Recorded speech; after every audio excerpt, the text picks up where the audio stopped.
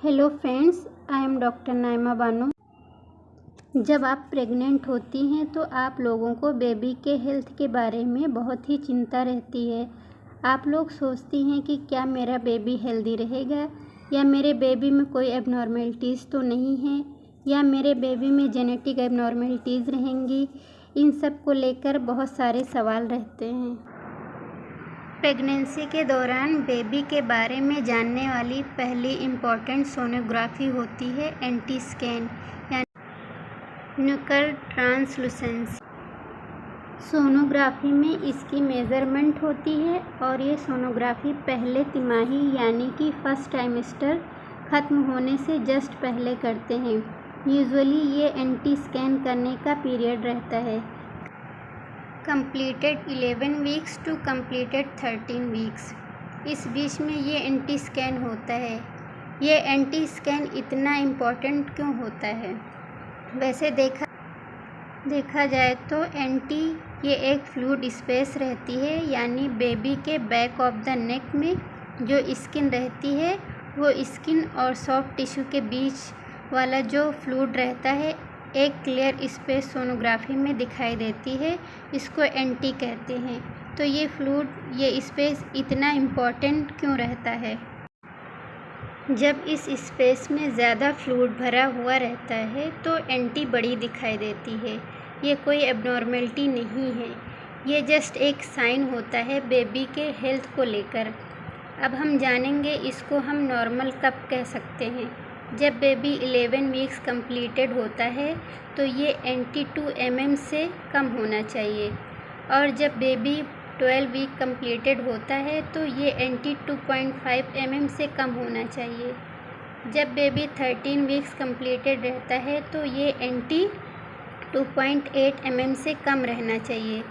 जब ये एंटी कम रहता है तो चिंता का विषय नहीं रहता, लेकिन जब ये ज़्यादा रहता है तो ऐसे सजेस्ट करता है कि हमें और डिटेल में बेबी की जांच करनी हो और बेबी में आई हुई एबनॉर्मेलिटी होने का ये संकेत हो सकता है। फॉर एग्ज़ाम्पल, जब एंटी ज़्यादा रहता है तो सब बेबी में नहीं, but few percentage of baby में क्रोमोसोमल एबनॉर्मेलिटीज़ होने के चांस रहते हैं।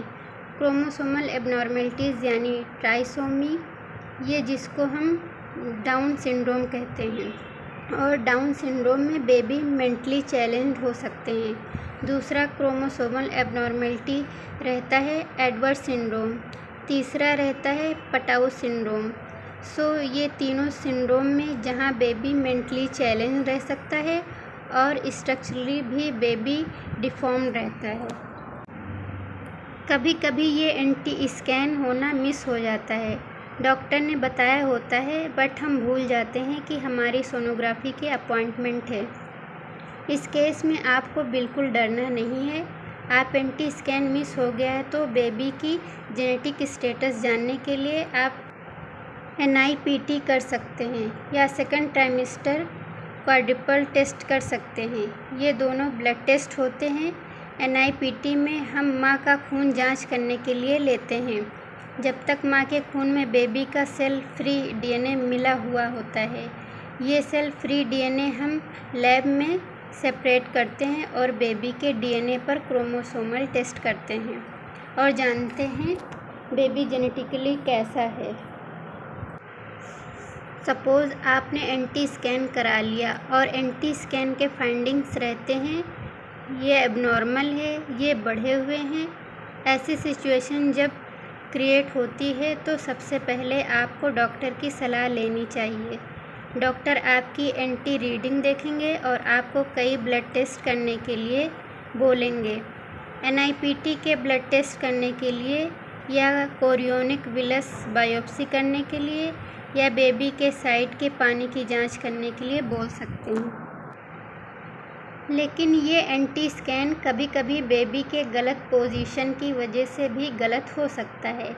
लेकिन जब बेबी न्यूट्रल पोजीशन में रहता है तो एंटी स्कैन की रीडिंग परफेक्ट रहती है, बट बेबी जब फ्लेक्स्ड या एक्सटेंडेड रहता है तो एंटी की रीडिंग गलत हो सकती है। तो आज हमने इस वीडियो में जान लिया एंटी स्कैन के बारे में। लेकिन जब एंटी की रीडिंग थोड़ा ज़्यादा है तो हम डर जाते हैं। लेकिन आपको बिल्कुल डरना नहीं है, हमारे पास डिटेल और सारे टेस्ट